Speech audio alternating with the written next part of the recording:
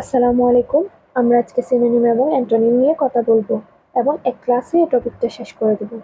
এখানে দেওয়া আছে প্রথমে সিনোনিম। সিনোনিম অর্থ সমার্থক শব্দ। এখানে দেওয়া আছে নাইস, এখানে দেওয়া আছে বিউটিফুল। নাইস অর্থ সুন্দর, বিউটিফুল অর্থ সুন্দর। এখন এই দুইটা ওয়ার্ডের যখন একই অর্থ তখন আমরা এটাকে সমার্থক শব্দ বা সিনোনিম বলবো। এখন আসে অ্যান্টোনিম। অ্যান্টোনিম অর্থ বিপরীত শব্দ, যেমন অনেস্ট অর্থ সৎ, ডিসঅনেস্ট অর্থ অসৎ। যখন এই দুইটা ওয়ার্ড একটা আরেকটার বিপরীত তখন আমরা এটাকে বলবো অ্যান্টোনিম। এবার প্যাসেজে আসি।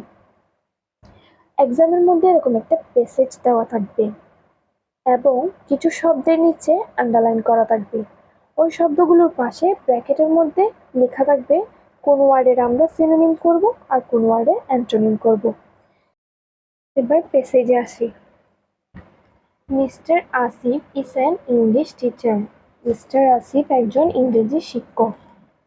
হি ইজ ভেরি অনেস্ট। তিনি খুবই সৎ। He teaches his students very well. তিনি তার শিক্ষার্থীদের খুবই ভালোভাবে শিক্ষা দেন। He has many good qualities. তার অনেক ভালো গুণাবলী রয়েছে। He always inspires. তিনি সর্বদা উৎসাহ দেন হিজ স্টুডেন্টস, তার শিক্ষার্থীদের, to become successful in life, জীবনে সফল হওয়ার জন্য। এবার আমরা পরীক্ষার খাতায় কিভাবে লিখবো সেটা দেখব। প্রশ্নে যত নাম্বারের সিনোনিম অ্যান্টোনিমের কোয়েশ্চেনটা আসে, আনসার টু দ্য কোয়েশ্চেন তত দিব।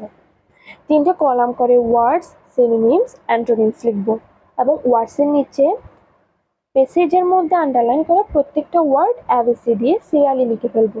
যেমন দেওয়া আছে এখানে টিচার।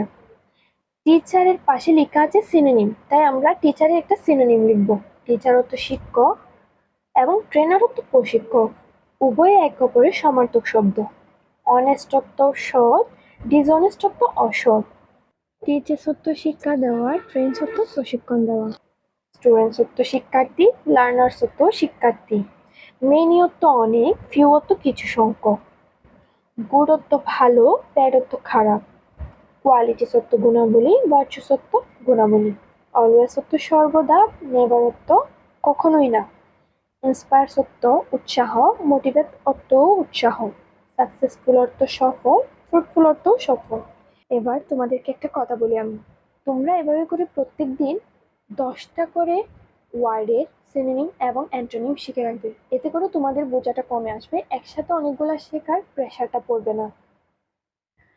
তো আজকের ক্লাস এই পর্যন্ত। তোমরা সবাই ভালো থেকো, সুস্থ থেকো। আল্লাহ হাফেজ।